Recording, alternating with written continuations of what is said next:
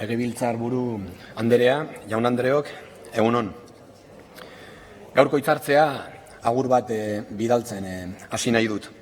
Gaurkoan gurekin baitira eta eztabaida hau bertatik bertara jarraituko baitute ELA, LAB, Steilas, IRU, Comisiones Obreras eta UGT-ko ordezkariek.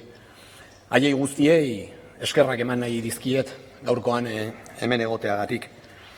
Gaur hemen eztabaidatuko duguna ez delako kontu tekniko edo estatistiko huts bat.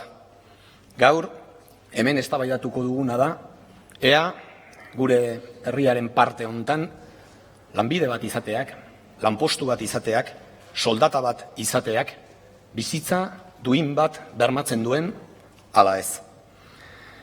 Eta errealitatea, jaun andreok, ez da gozoa. Errealitatea kezkagarria da. Foesaren azken txostenak argi esaten du. Prekarietatea euskal gizartean normalizatu egin da.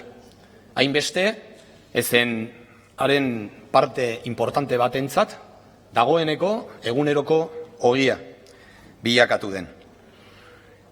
Gero eta gehiago dira, lanbide bat, lanpostu bat, soldata bat izanagatik, hilabete amaierara iristeko zailtasunak dituzten langileak.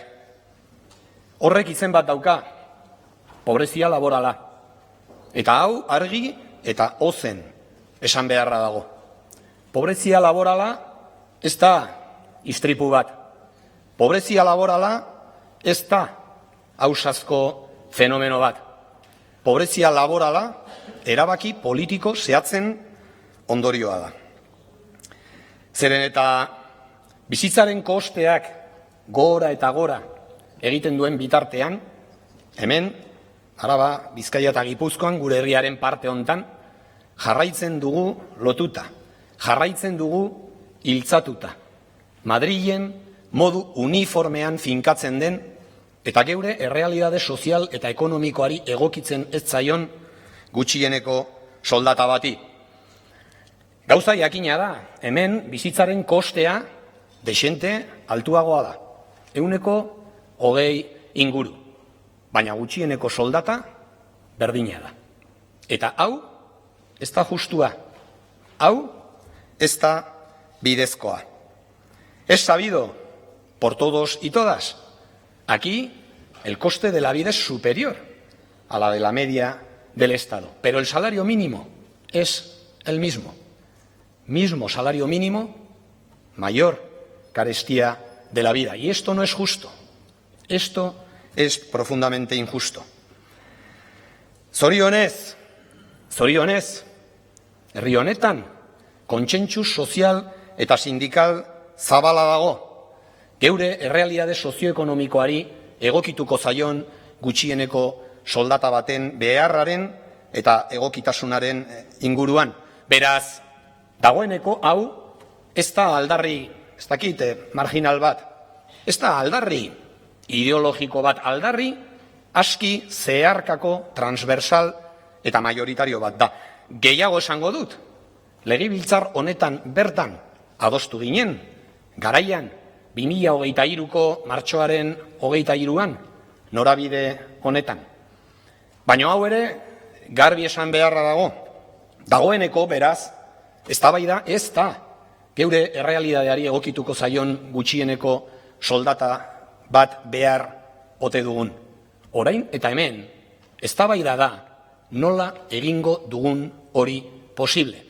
El debate, a estas alturas, llegados a este punto, no es en torno a la conveniencia de contar con un salario mínimo acorde a nuestra realidad socioeconómica. Hay un consenso abrumador a nivel social, a nivel sindical, y me atrevería a decir que también a nivel político, en torno a este extremo.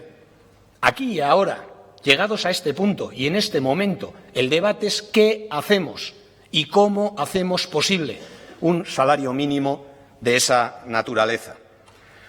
Eta galdera horri erantzuteko, errealitateari parez pare begiratu behar zaio. Para responder a esa pregunta hay que mirar a la realidad de frente.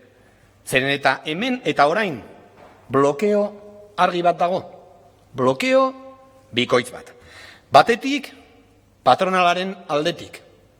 Hirutan, ez behin, ez bitan, hirutan egin diouko dagoeneko Confebaskek negoziak eta mahaian eseri eta gure errealidadeari egokituko zaion gutxieneko soldata bat negoziatu eta adosteari. Hirutan, eta konbeni da gogoratzea, hiru deialdi horiek, negoziaketarako hiru deialdi horiek, sindikatu guztiek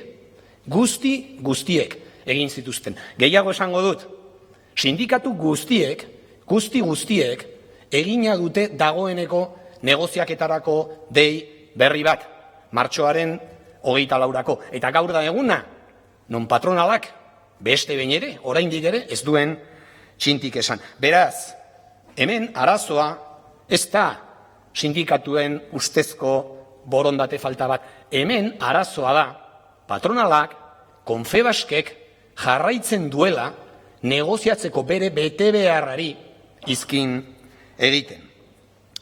Baina blokeoa ez da soilik izan enpresariala. Blokeo hori bera hemen parlamentu honetan ere eman da. Bidea itxi baitzitzaion, atea danbateko batez itxi baitzitzaion, sindikatuek ekarri zuten lege proposamenari. 150.000 sinadurek babestutako proposamenari. Beraz, dagoeneko, hemen eta orain, eztabaida, arazoa, ez da teorikoa. Hemen eztabaida edo arazoa da nola apurtzen dugun blokeo hori. Zer eta nola egiten dugun aurrera egiteko. Hori da, hain justu, gaurko honetan, gure mozioak proposatzen duena. Eso es lo que propone nuestra moción en el día de hoy. Romper ese bloqueo, ofrecer soluciones, plantear propuestas para poder avanzar en una demanda que, como digo, es clara y abrumadoramente mayoritaria. En primer lugar, se ha de instar a la patronal para que abandone de una vez por todas su cerrazón y su actitud negativa y se siente a la mesa a negociar un acuerdo interprofesional que fije un salario mínimo de referencia acorde a nuestra realidad socioeconómica. En segundo lugar, el Gobierno vasco, la Administración en su conjunto, ha de dar ejemplo y ha de actuar de manera proactiva, entre otras cosas, comprometiéndose a fijar o establecer las condiciones para que en aquellos programas de ayuda a la contratación financiados con dinero público se fije como mínimo un salario de 1.500 euros. Y por último,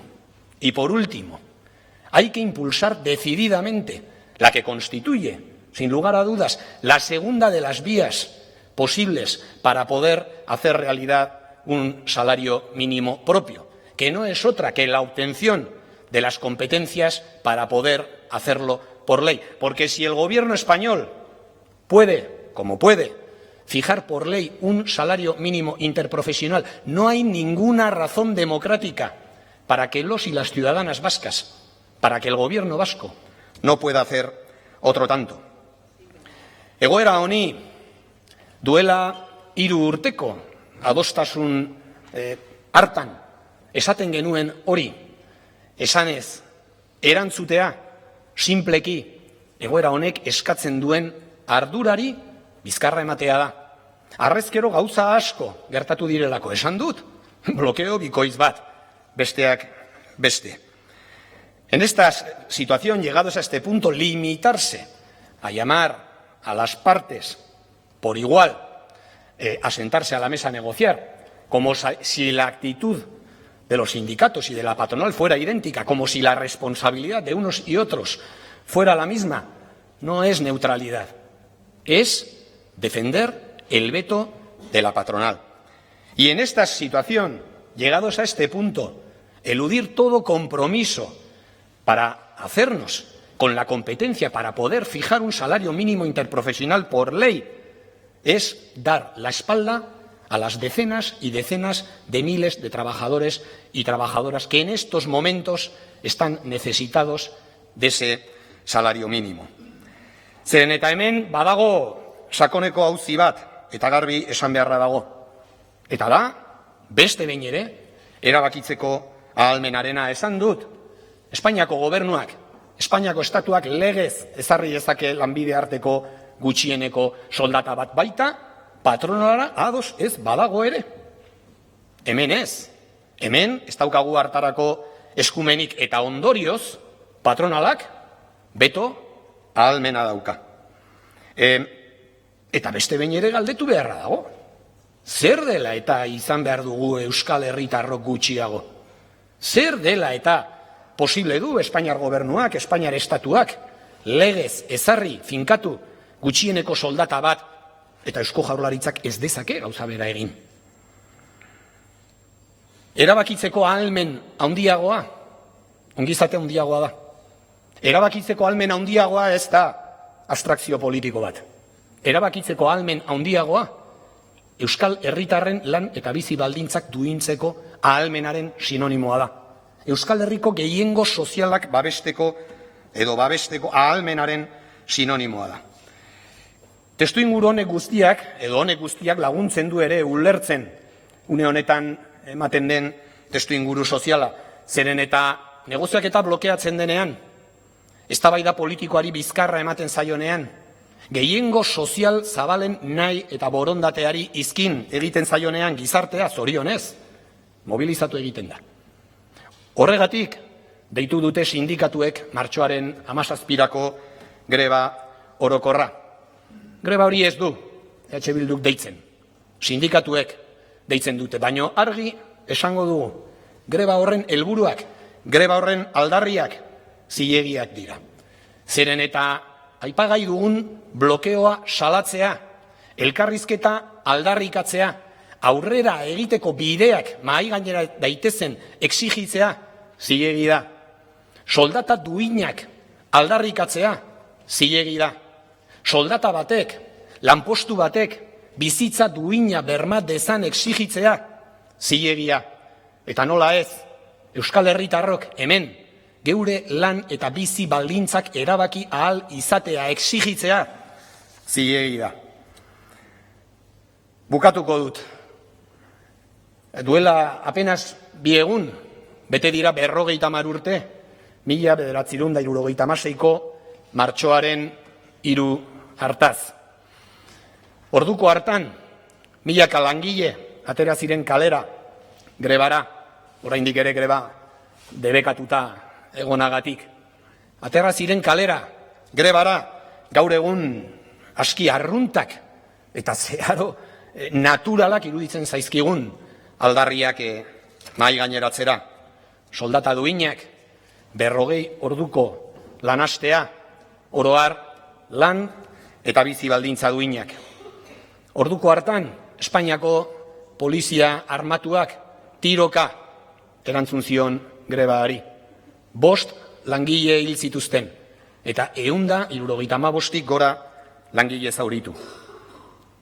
Gaur egun, zorionez, testuingurua arras ezberdina da, baina sakoneko galderak berdina izaten segitzen du. Eta da, ea soldata batek, ea lanpostu batek bizitza duina bermatu behar ote duen, ala ez. EH Bildu garbi dauka. Eta EH Bildu egongo da beti egon den tokian. Langileen alde, langile eta herri sektoreen alde, herri honetako gehiengo sozialaren alde, soldata duinen alde, lan eta bizi baldintza duinen alde, eta beti soldata duinen alde eta bizitzen alde borrokatzen diren horien aldean. Eskerrik asko. Eskerrik asko. Hernández jauna, Rodríguez jauna, zuzenketak aurkeztu dituzten taldetara pasatuz, Mistoa Sumar, Hernández jauna.